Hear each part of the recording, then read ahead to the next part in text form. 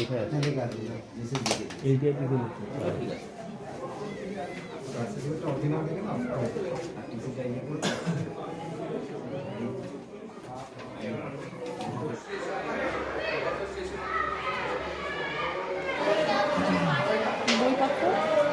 বই স্যার একটু বইপত্র বা ইয়েগুলো কবে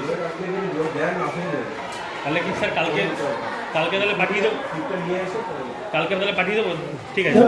কি হয়েছে ভর্তি নিয়ে কি সমস্যা হয়েছে?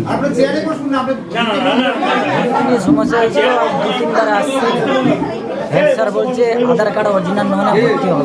একটু জোরে বলো। বলছে আধার কার্ড অরিজিনাল নয় ভর্তি হবে না, বাংলাদেশে করে তাড়াই দেবে। তোমরা তো আধারের একটা কাগজ দিয়েছিলে, একটা হ্যাঁ ওই কাগজ দিয়েছিলাম, যেটা বানাই নিয়েছি হাত ছাপের কাগজ দেওয়া হয়েছে। হেড স্যার বলছে অরিজিনাল কার্ড দরকার ভর্তি হবে।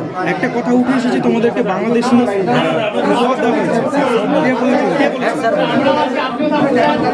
হেড স্যার তো অস্বীকার করছে। না হেড স্যার বলেছে নিজের ছেলেকে জিজ্ঞাসা করে। এছাড়া কি বলেছে হেড স্যার? বলেছে হ্যাঁ বলেছে, আবার বলেছে যে পুলিশের কাছে চলে যাও, আমি তাও ভর্তি নেব না। হ্যাঁ বলেছে যে বাংলাদেশি বলে তাড়িয়েও দিয়েছে। তারপরে কালকে বাবা এসেছিল, বলেছে যে পুলিশের কাছে চলে যাও, তাও ভর্তি নেব না।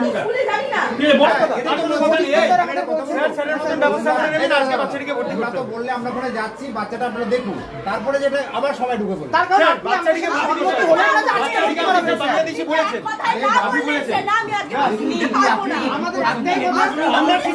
আপনি ঠিক করেনি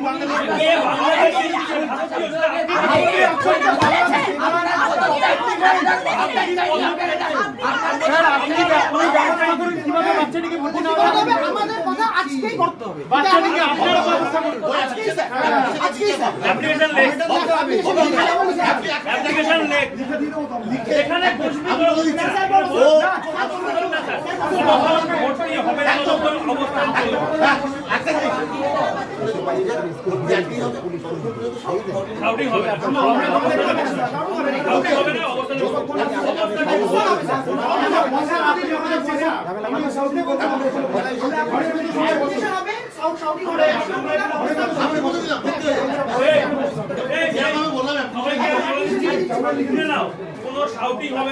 আমরা এখানে অবস্থান করবো যতক্ষণ না বাচ্চাটি টাকা বাবু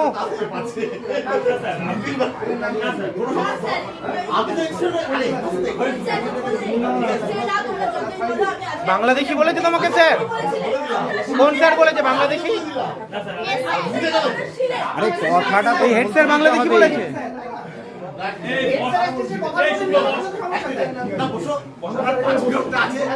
আপনারা শুনলেন এই বাচ্চা ছেলেটি কি বলছে।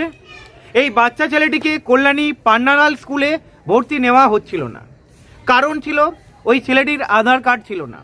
কিন্তু ছেলেটিকে হেডমাস্টার মশাই ছেলেটি এবং তার বাবাকে বাংলাদেশি আখ্যায়িত করে বার করে দিয়েছে স্কুল থেকে। গরিব ফ্যামিলির ছেলে কি করবে, এসএফআইয়ের কাছে গেছে। কল্যাণী এসএফআই সংগঠন, যেখানে কমরেড সৌরভ, সৈকত এবং নদিয়া জেলার এসএফআই সম্পাদক সূর্যবন্ত ওখানে উপস্থিত ছিলেন। প্রথমে হেডমাস্টারের সঙ্গে কথা হলো, হেডমাস্টার মশাই যা বলার বললেন, কিন্তু তারপরে যখন প্রশ্ন করা হলো আপনি বাংলাদেশি কেন আখ্যা করেছেন ওই ছেলেটিকে, কেন বাংলাদেশি বলেছেন, তার ব্যাখ্যা হেডমাস্টার দিতে পারেনি। হেডমাস্টার বলছেন উনি নাকি বলেননি। এবং এসএফআইয়ের দাবি ছিল, কল্যাণী এসএফআই সংগঠনের দাবি ছিল অবিলম্বে ওই ছেলেটিকে ক্লাস 5-এ ভর্তি নিতে হবে। এসএফআই দারুণ একটা কাজ করেছে এখানে। ছেলেটিকে ভর্তি করানোর জন্যে 250 টাকা নিজে খরচা করেছে, মানে এসএফআইয়ের তরফ থেকে দেওয়া হয়েছে, এবং এসএফআইয়ের তরফ থেকে ওই ছেলেটির পড়াশুনোর যাবতীয় দায়িত্ব এসএফআই সংগঠন, মানে কল্যাণীর এসএফআই সংগঠন নিজের কাঁধে তুলে নিয়েছে। এখানে জয় ছিনিয়ে আনলো বলা চলে। যেই ছেলেটিকে পান্নালাল স্কুলের হেডমাস্টার ভর্তি নিচ্ছিলেন না, সেই ছেলেটিকেই ক্লাস 5-এ ভর্তি নিতে বাধ্য হলো পান্নালাল স্কুলের হেডমাস্টার। বিক্ষোভ ছড়িয়ে গিয়েছিল। প্রথমে তো হেডমাস্টার ভর্তি নিতে চাইছিলেন না, তারপরে আপনারা জানেন এসএফআইয়ের শক্তি আপনারা সব জায়গায় দেখেন, বিভিন্ন স্কুলে বিভিন্ন কলেজে দাবি দাবার জন্যে আপনারা জানেন এমনিতেও বিভিন্ন স্কুলে ভর্তির জন্য ফিজ কত টাকা করে নিচ্ছে আপনারা জানেন, যেটা নিয়ম 240 টাকা না নিয়ে কোনো স্কুলে 900 টাকা, কোনো স্কুলে 1200 টাকা, কোনো স্কুলে 900 টাকা।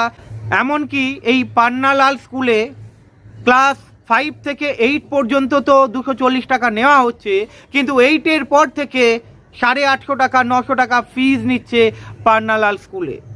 জিজ্ঞাসা করলে বিভিন্ন ইস্যু দেখাচ্ছে, ল্যাবরেটরি দেখাচ্ছে, এই খরচা ওই খরচা, কিন্তু সরকারি নিয়ম 240 টাকা নেওয়ার। এখানে সঠিক ব্যাখ্যা দিতে পারেননি হেডমাস্টার। এইটা তো গেল একটা ইস্যু। তারপরে পুলিশ এলো, পুলিশ এসে সব ঘটনা শুনলো।